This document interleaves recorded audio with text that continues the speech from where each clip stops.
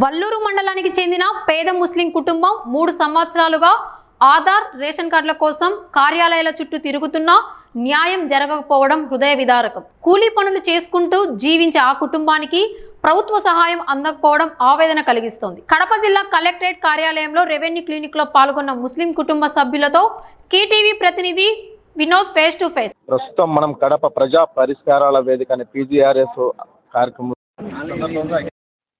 నలుమూల నుంచి కూడా వచ్చి వాళ్ళ సమస్యలను పరిష్కరించేందుకు అర్జీల ద్వారా కలెక్టర్కు తమ యొక్క విన్నపాలను విన్నవించుకునే కార్యక్రమం ప్రతిరోజు జరుగుతుంది. ఈరోజు ఎండనక కూడా ఈ ఎండాకాలం కూడా ఎండ ఎక్కువ ఉన్నప్పటికీ కూడా వారి యొక్క సమస్యలు తెలుపుకోవడానికి ఎంతో మంది అభాగ్యులు బాధితులు ఇక్కడికి రావడం జరిగింది.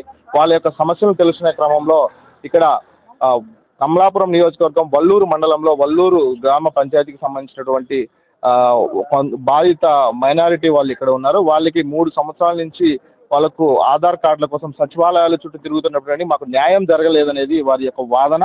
వారికి రేషన్ కార్డు కానీ ఇంటి పట్టా కానీ మంజూరు కావడం లేదని చెప్పేసి వారు రోజువారి కూలీ పనులు చేసుకునే వారు కూడా వాళ్ళ పనులు సాధించుకుని వాళ్ళు ఈ విధంగా కలెక్టర్ ఆఫీస్ చుట్టూ మేము తిరుగుతున్నాము, మాకు న్యాయం జరగాలని ఈరోజు వాళ్ళు కలెక్టర్లను వినియోగించుకోవడం కూడా జరుగుతుంది. వారిని అడిగి ప్రస్తుతం వారు మనతో ఉన్నారు, వాళ్ళని అడిగి కొన్ని సమస్యలు ఏంది వాళ్ళ సమస్యలు ఏందని తెలుసుకునే ప్రయత్నం చేద్దాం. మాకు చెప్పండి, మీరు ఏ ఊరు నుంచి వచ్చినారు, మీ సమస్యలు ఏంటి?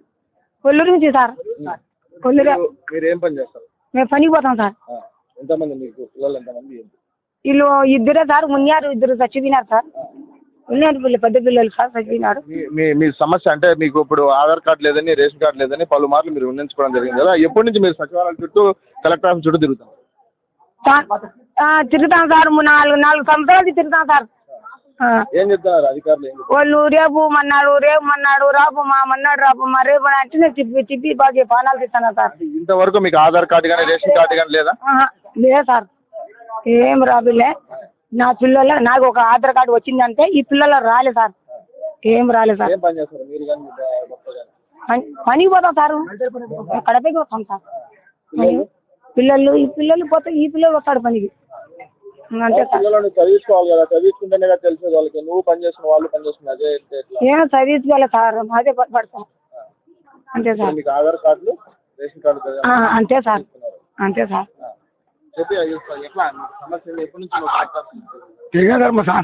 చాలా మాత్రం సార్, వాళ్ళు ఇదో అంటారు, ఇదో అదో అంటారు. వాళ్ళు ఏమన్నా ఆధార్ కార్డులు లేదు సార్. ఎప్పటి నుంచి అంటే మీ సుమారుగా అడిగినారా? సర్పంచ్ గ్రామ సర్పంచ్ కానీ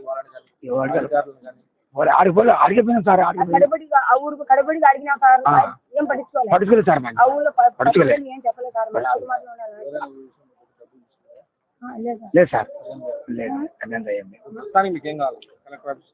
కలెక్టర్ ఆఫీస్ కావాలని మనకు తెలియదు, ఎవరు మనకి వాళ్ళు పంపించుకోలే.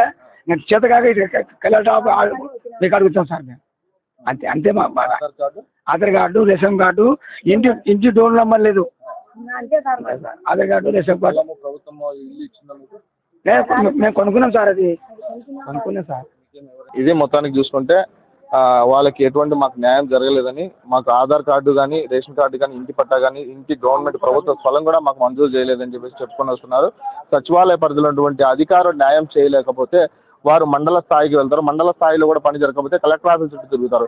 ఈరోజు 3-4 సంవత్సరాల నుంచి సచివాలయం చుట్టూ తిరుగుతున్నా మాకు పనులు కాలేదని చెప్పేసి ఈరోజు గౌరవ కలెక్టర్ గారిని వీరు కలవడానికి ఎండ కూడా లెక్క చేయకుండా వీరు రావడం జరిగింది. సచివాలయ ఉద్యోగుల స్థితి వలనే ఈరోజు పై అధికారులకు ఒక బ్యాడ్ నేమ్ రావడం కానీ, అదేవిధంగా రాజకీయ నాయకులను తప్పుపడడం కానీ జరుగుతుంది. వారి యొక్క సరైనటువంటి బాధ్యత నిర్వహిస్తే ఈరోజు వీళ్ళు కలెక్టర్ ఆఫీస్ చుట్టూ తిరిగే పరిస్థితి వీళ్ళకు నెలకొల్పే పరిస్థితి రాదని వారి యొక్క వాదన. కాబట్టి మాకు సరైన న్యాయం చేయాలని వారు కోరుకుంటున్నారు. కెమెరామెన్ శ్యామ్తో వినోద్, KTV కడప.